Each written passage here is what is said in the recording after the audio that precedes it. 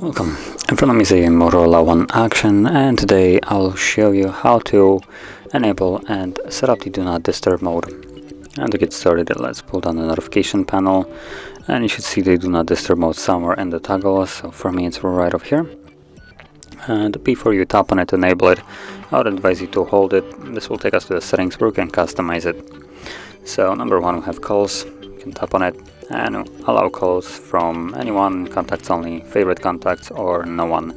Choose whichever one you want, and I'm gonna go with don't allow any calls, just to show off one other option, which is the allow repeated callers, which will stay no matter what the setting is here.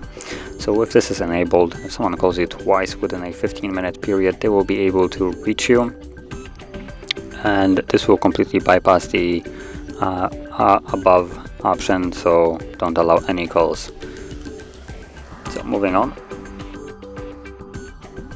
There we go. Moving on, we have the messages. So as you can see, that's set to don't allow any, but you can again change it kind of like the calls.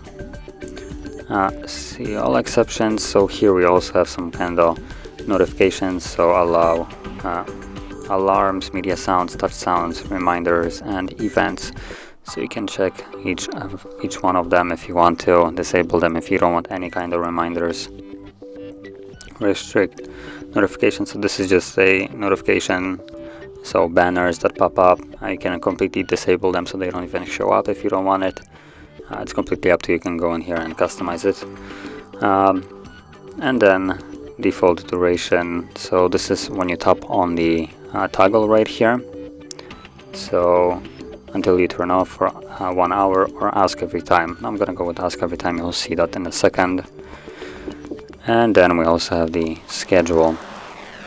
So on here you can set up a schedule, so it will automatically turn on and off at a given time and day, and it will basically be on a repeat.